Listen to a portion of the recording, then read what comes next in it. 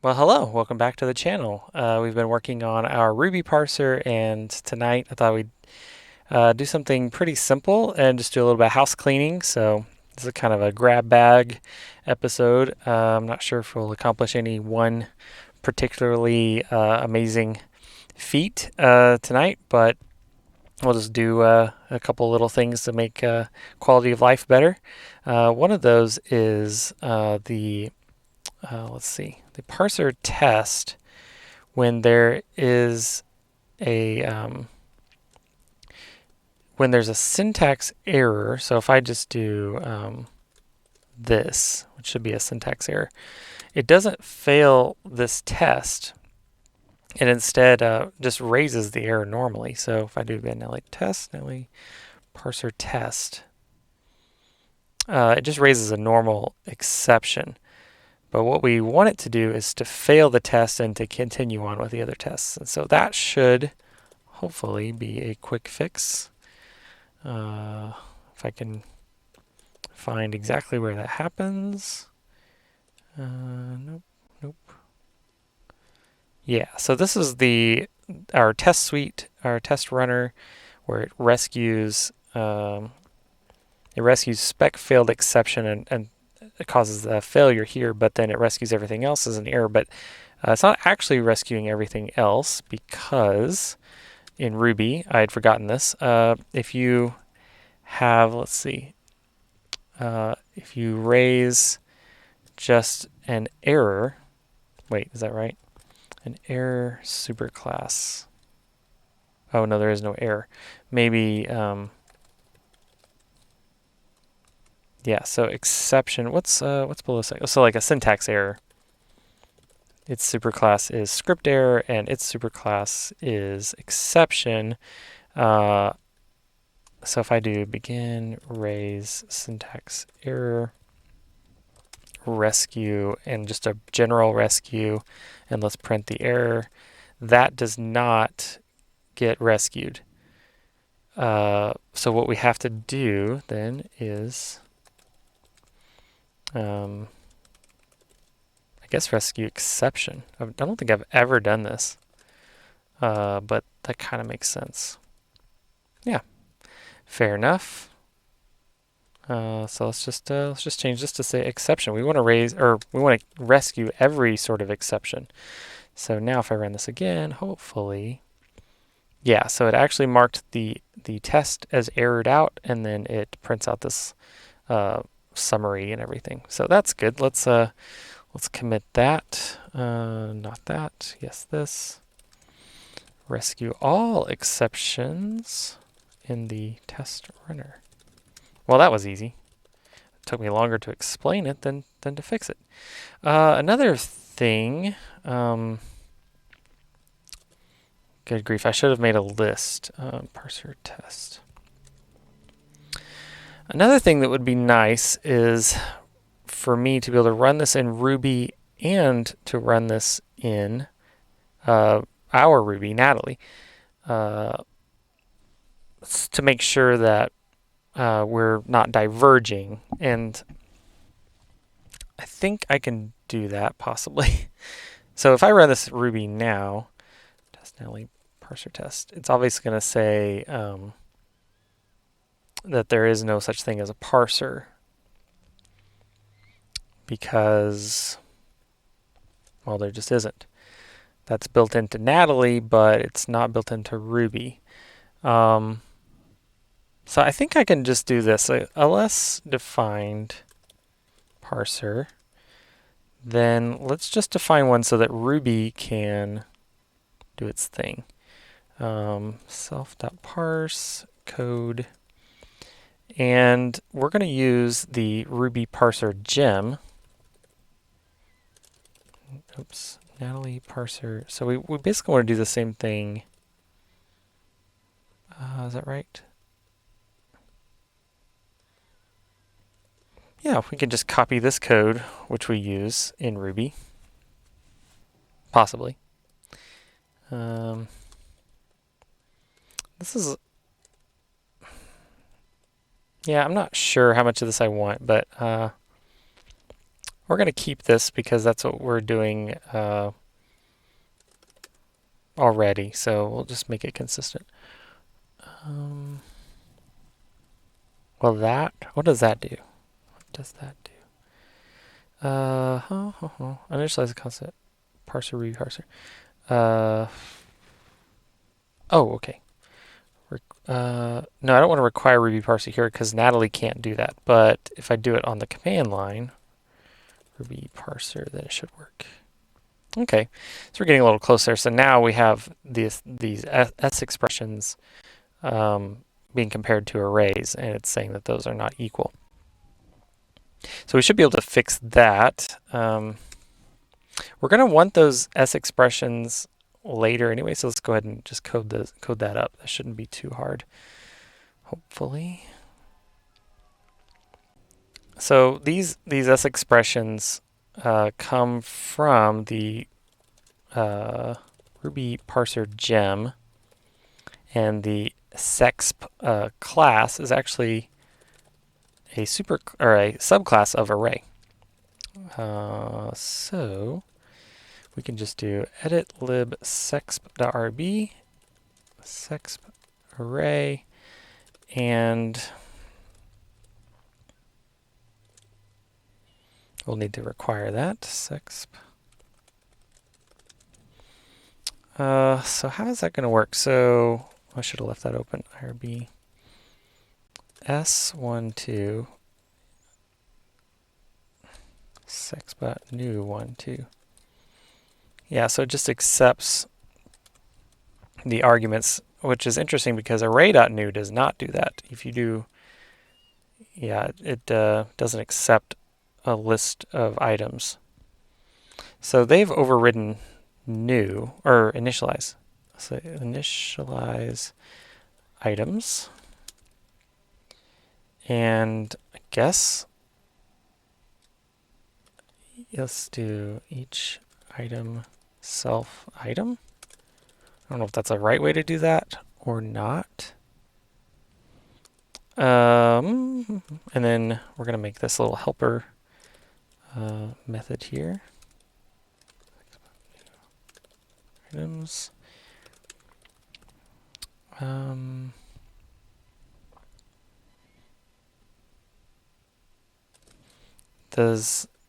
How close does that get us? Come on.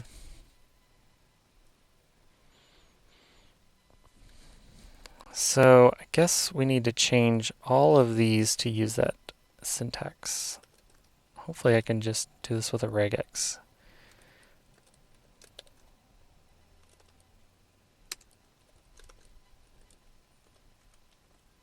Change the square bracket to parens. Okay, does that get us closer? Yeah, syntax error. Oh, okay. We're just going to hack this. So up here, if there's an error, then we want to raise syntax error. Cool, so now it runs with Ruby. That is excellent. You know, while we're here, let's fix inspect.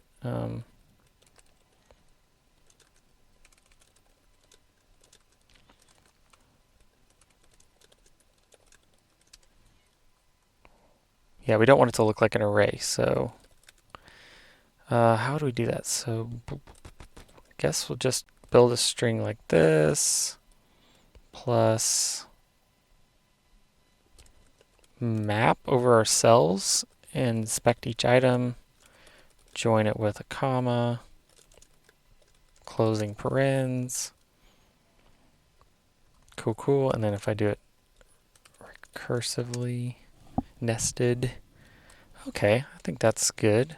So that's our little our little start of our class for S expressions. And later down the road, we'll have like file and line, I believe. It tracks that stuff and does some other stuff, but we don't need that for now. So this will make it much easier because in the previous videos, I was copying and pasting these S expressions from the terminal and then converting them to arrays. And so this will just make things a little bit nicer. Okay, so let's just make sure I didn't mess up Does this still work? Yes. And I can do it with Ruby too, right? Cool. So let's add that to our index, and then, oh, we don't want to skip Ruby here anymore, because now we want these tests to run in both and have the same output. Okay, well, I guess that is that, and just going to run the whole test suite just to make sure I didn't break anything.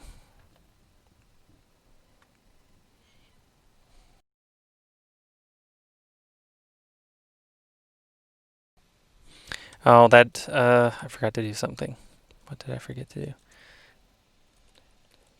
In the test runner, I'm going to have to require Ruby parser for those tests to work. Okay, we'll try that again. Cool beans. Test suite has passed. So let's run parser test in Ruby 2 and add sexp class. Start of. Okay. Well, and then there's only one other thing I thought of doing. I don't know, maybe this is housekeeping or correctness. Right now, the way our parser works is we have these rules, and we have a white space rule that is baked into the library, the parser generator itself. And you set the separator for this white space rule, and what it does is it accepts, or it allows white space in between these tokens, or I don't know if they're tokens, but rules.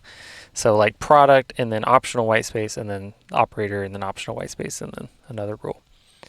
But what we don't support is new lines, because our white space is only a tab or a space, 1 or 0 or 1 or more of those. And so I guess what that means is this would work, I think.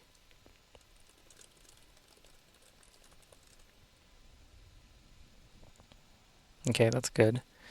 But this does not work. Let's just throw a space in there too. That's going to confuse it.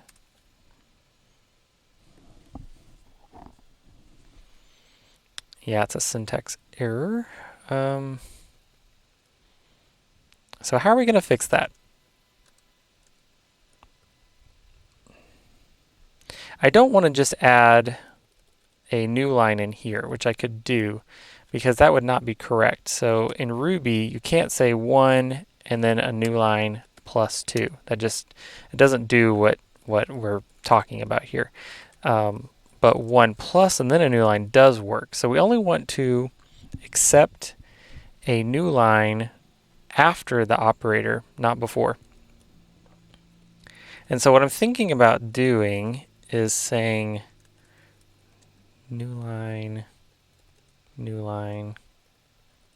I guess I can put this in quotes. And I want to say it's optional. Since I'm going to be using this a lot, let's just call it NL. That should be clear enough. And we want to accept it after the operator here and here. I don't know. Maybe that'll work.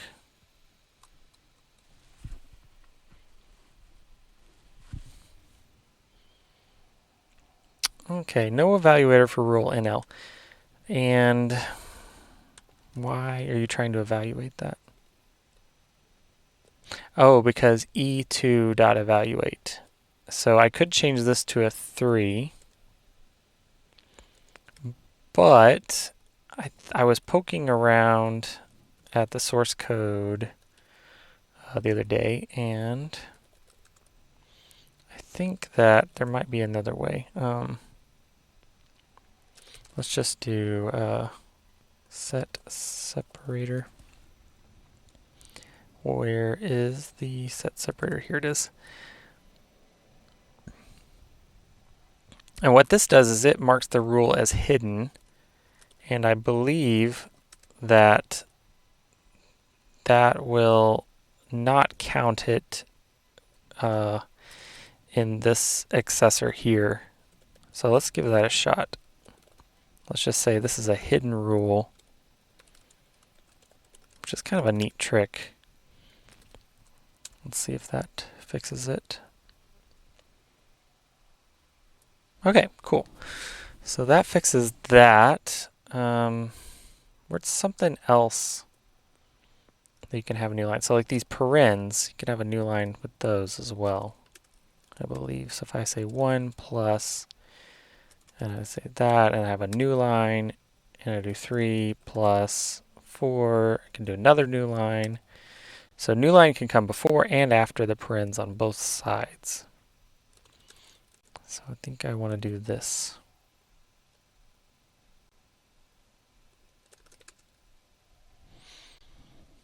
Anything else? You know, I shouldn't do that though without testing it. So parser test. So where is parens? We want, I mean, we just want to go hog wild here.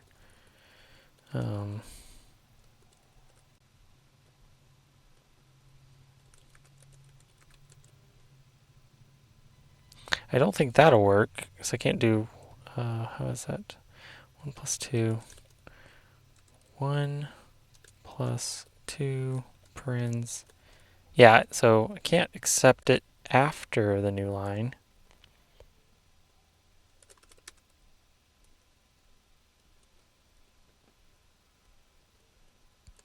I think that's right. So that one should fail now. Always want to see the failing test. Make sure I'm doing something.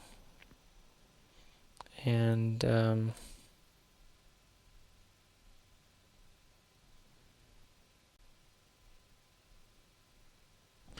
sorry, I'm pausing because I expected to see a line number here. Parser test line 41. Oh, I guess that's the line number 41. Okay.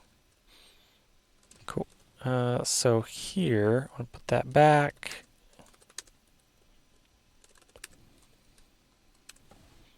Hopefully that still works.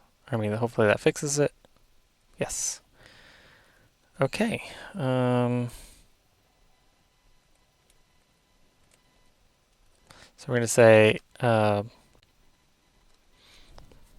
parse expressions with new lines also. Cool. Yeah.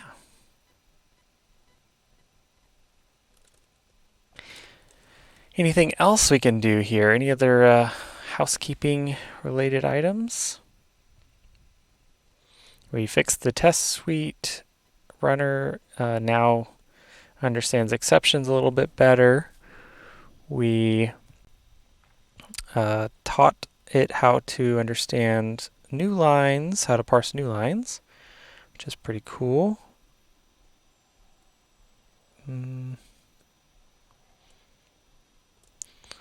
I'm debating on whether I want to try to bake some of this info into the syntax error that gets raised. That could be interesting. Let's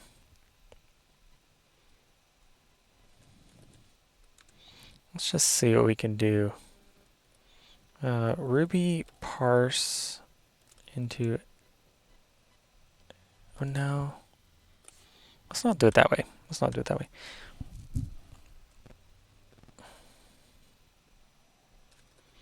If I do this, Ruby parser, and what was the code for that? And I parse a bad thing, it raises the error and it says parse. Oh, so here's the file. colon line number, parse error on value. I mean, ours won't look exactly like that, I'm sure, but it'd be cool if we could have the file, the line number. Not even sure how to get that right now. I could do the line number, hopefully, and then parse error on value that. So what do we get?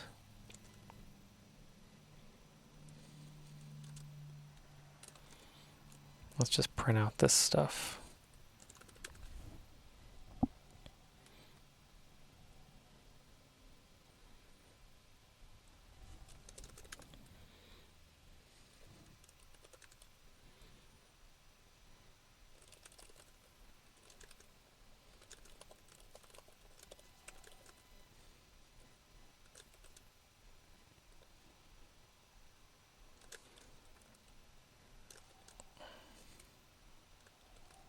That should be a parse error.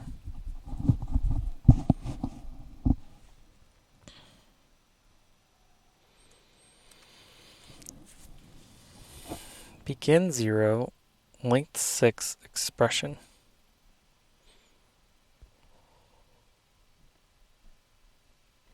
Well, that's not super helpful.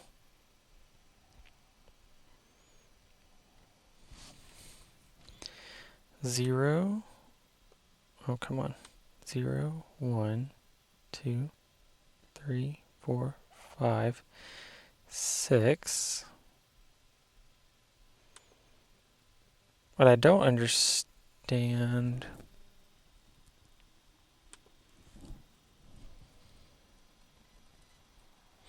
Okay, what if we do this?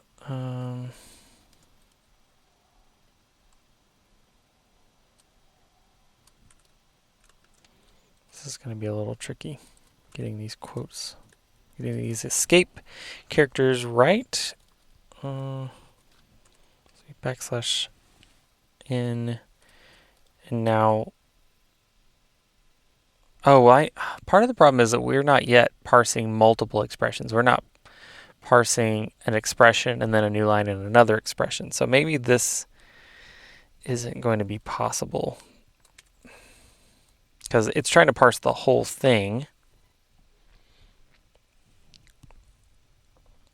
So we may have to wait. We may have to wait on that.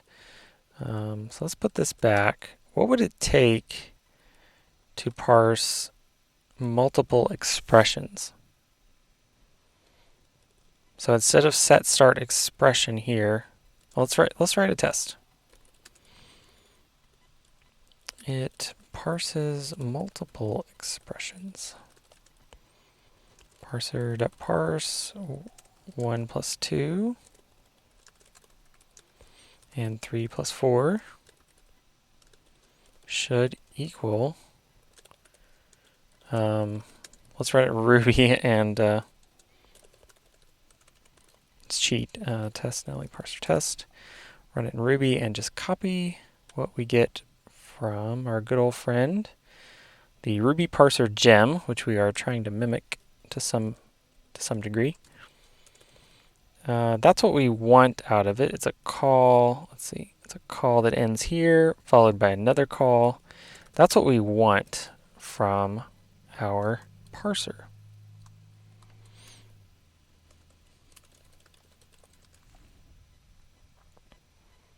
And what we're going to get is a syntax error. So the way to fix this might be to write another rule called program. And it is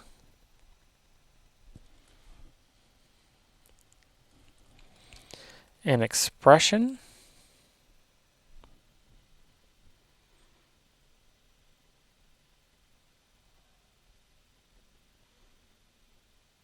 how is this going to work? Followed by a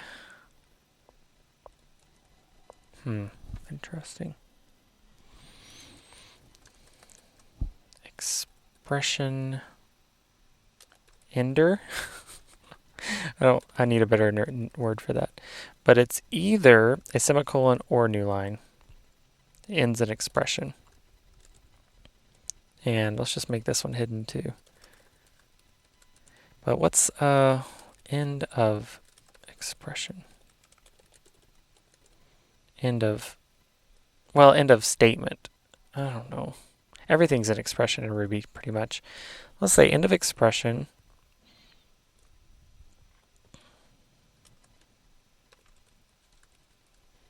Followed by another expression. And these are optional. And we'll say the set start is the program. Oh, I'm nervous about that working. Oh, I didn't run make.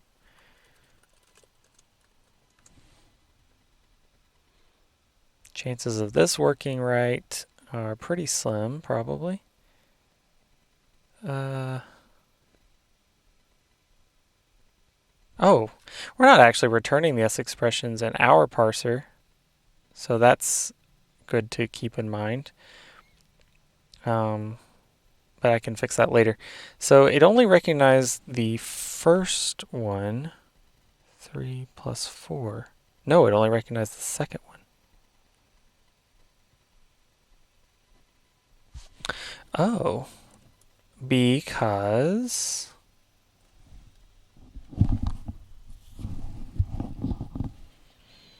why is that? Because we need to do something with it. So auto E, environment. We need to do a new array value. And it's going to be a block. And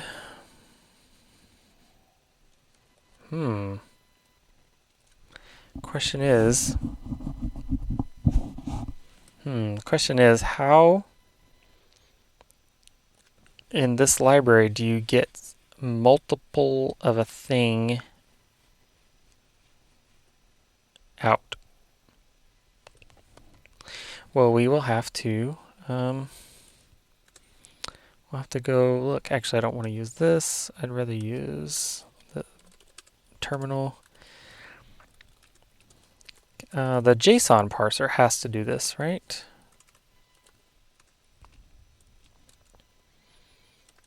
In an array, how does the array work? This is printing it, okay.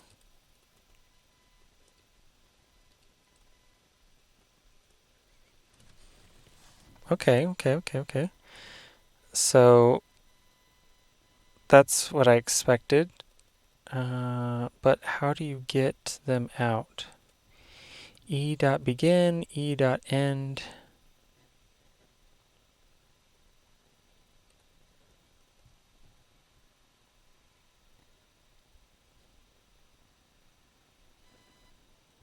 Cool. So E is an iterator that we can just loop over.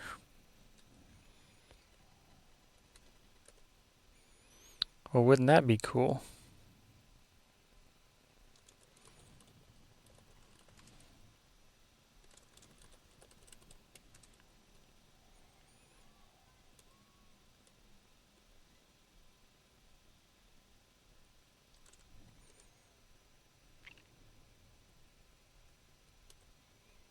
Okay. So I don't want to return it. What I want to do is say value array is the new array.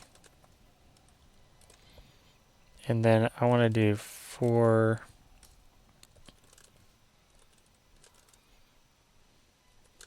is this going to work? Array push.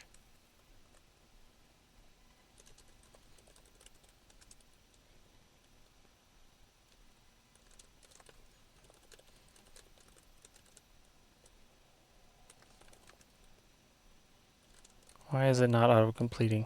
No valuable conversion from interpreter.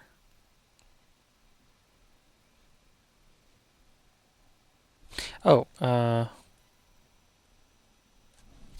let's do auto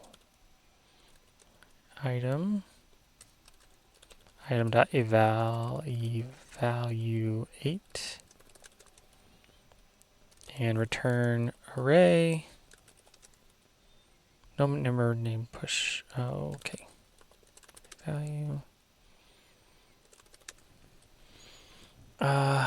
Okay, so the first item is definitely going to be a symbol value turn env block.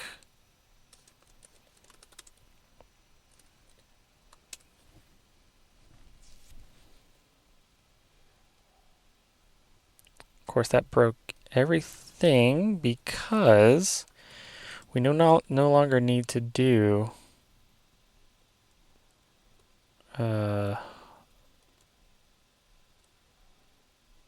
yeah, we don't need to do this, right? Result.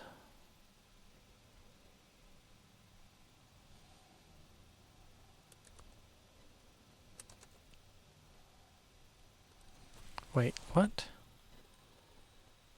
Now I'm thoroughly confused.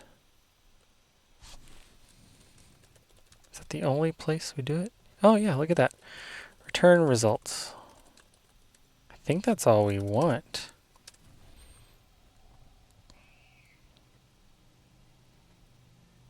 Ooh, baby. That's so cool. So now, parser test, we can handle more than one expression. Let's make sure it works with semicolons.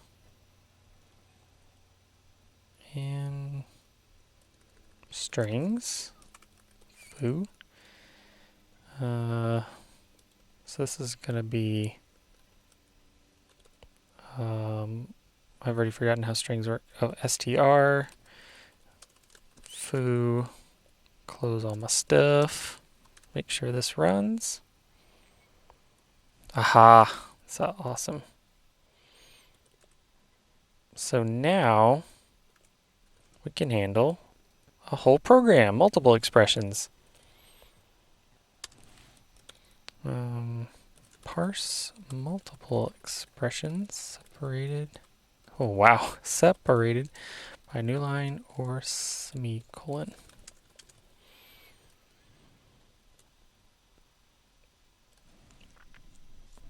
Okay, so back to this. I wonder if now this has some more useful information for us.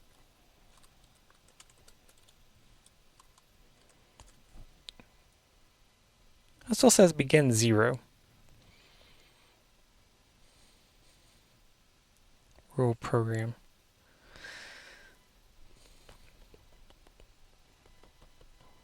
Well, I may have to do some research on this because I'm not sure what I need to do to make that. Oh. I think I need like a catch-all rule that consumes whatever's left. Oh.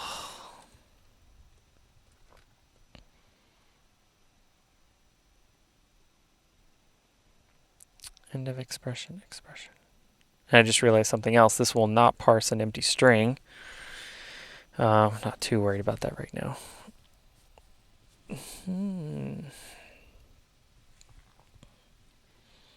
How can I trick this into consuming the rest of the string into like a catch-all rule? So I want it to... Oh, so I need a rule that's like a garbage rule.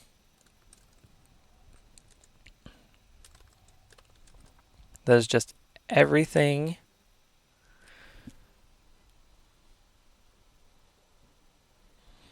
and I mean, I don't know what this is. I need this to be the end of the string. So let's see.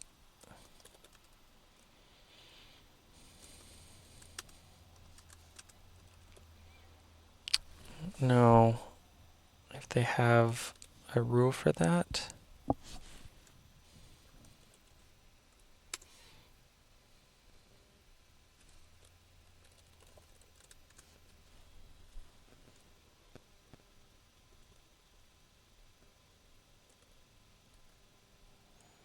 Let's just go end.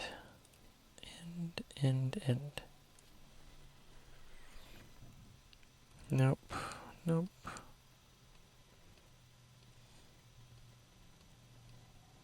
Ugh.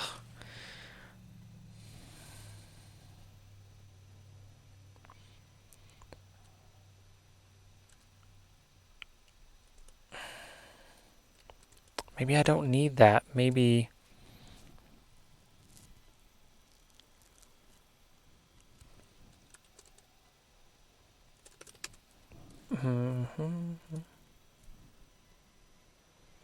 So it's going to try to match expressions.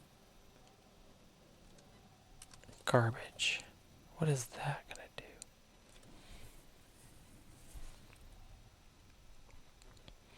But I don't want it to stick it on here. I want to signal that this is an error somehow. Ooh, maybe, just maybe, I could say valid program,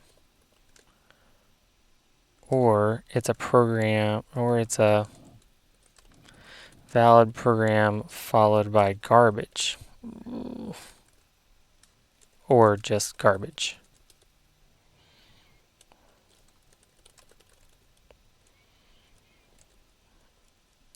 What would happen with that? So valid program would return this stuff. Well, let's just make sure that our test still passes. Make sure I didn't break anything there. No evaluator for rule garbage.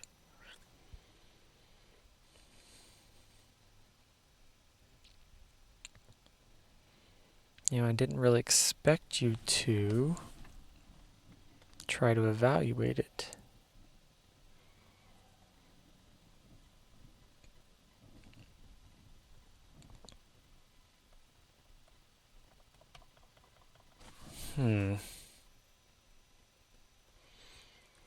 So is it possible it's that second one?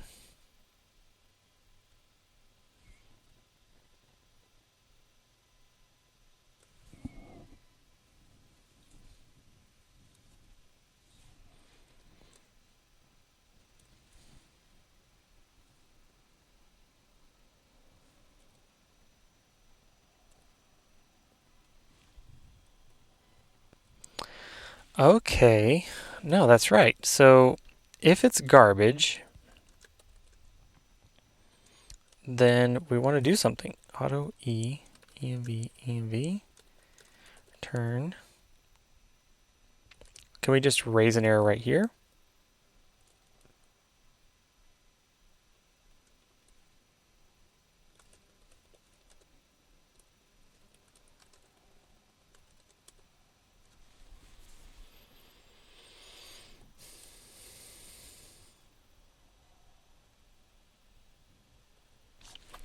So the error we're interested in, or the result, is something like this: e.string.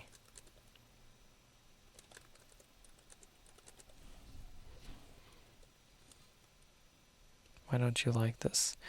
And we'll just return env nil object to make that happy. E.string cannot pass non-trivial object of type.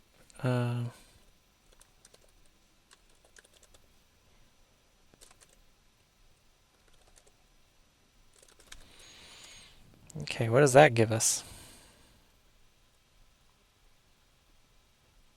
Garbage equals, look at that. So now we can get the garbage, but can we get the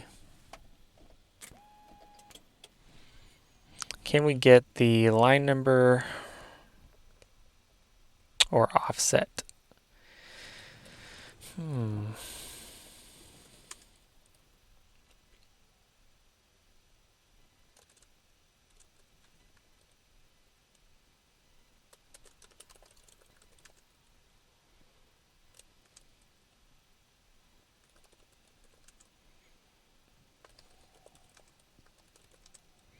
I was hoping it would keep track of its position, but I don't actually know how it does that.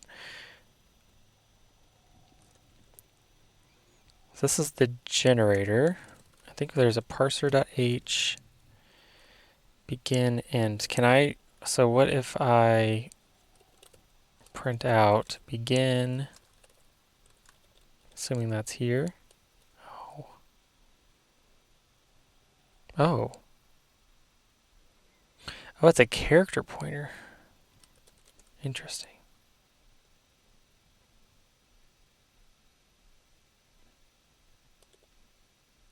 Oh, no.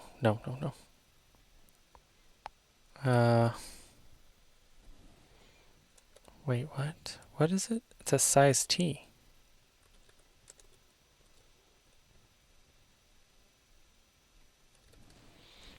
Maybe I don't know what I'm talking about. Actually, I'm very sure I don't.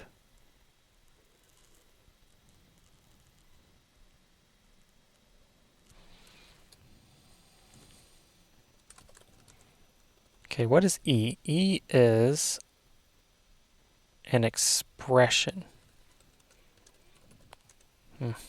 Expression.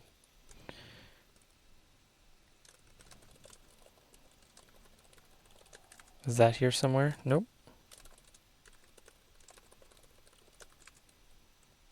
Interpreter. Here it is. Okay. An expression has an index. What's an index? Does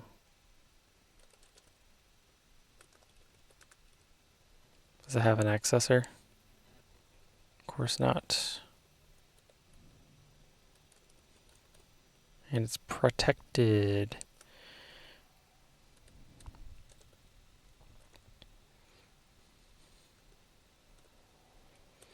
Size, view, string, position, length, rule, syntax, begin, end. Oh, okay.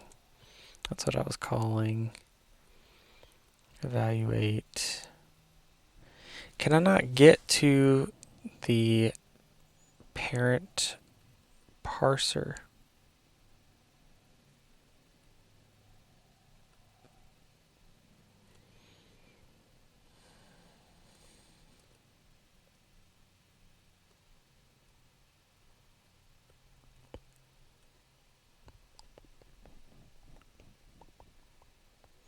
So, what does view get us?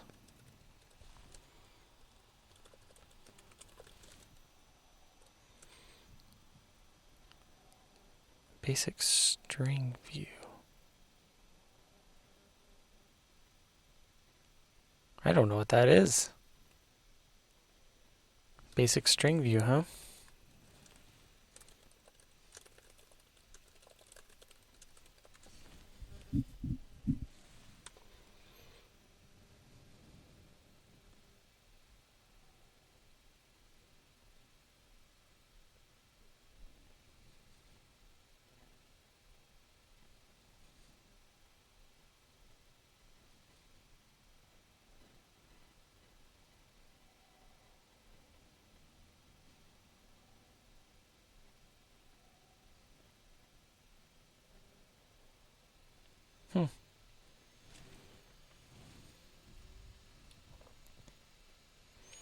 What can I do with it? Turns a pointer to the first character of a view.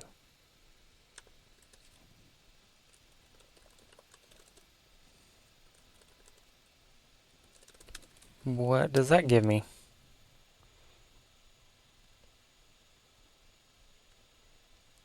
Ah, fascinating.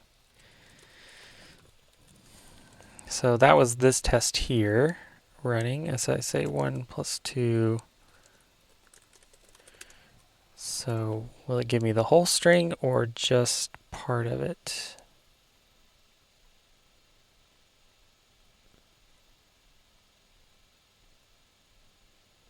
Huh.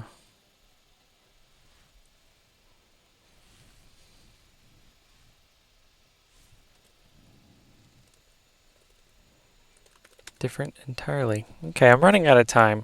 This is something I think I should work on in the next video. I'll do a little research and see what I can come up with. But for now, we are able to at least capture the garbage and hopefully we'll be able to do something with it and raise a little bit better error. But in the meantime, let's just comment out this stuff and make sure our tests all pass.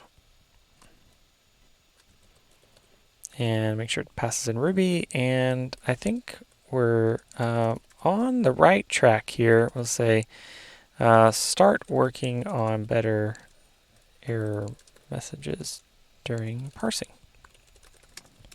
So overall, not a bad night. Got a little bit of housekeeping type little miscellaneous stuff done. Rescued all the exceptions in the test runner, run parser tests in Ruby 2 so I can make sure I don't do something stupid. Got new lines parsing multiple expressions separated by new line or semicolon. And we've got a little sneak peek into getting a little bit better error messages when there's a syntax error. So overall, I'd say it was a successful evening. Thanks for hanging out with me and cheering me on. And please let me know if you saw me doing something stupid or you have any tips. I love tips and feedback, so definitely welcome. And if you want to help out with Natalie, help build this Ruby implementation, by all means, please hit me up. I've got some open issues on GitHub that are help wanted. Some of them are easy, some of them are not. So just whatever your appetite is, love some help. And I'm going to keep working on the parser and keep trying to make some videos as I go along. And again, thanks for hanging out and watching, and I'll see you next time. Bye.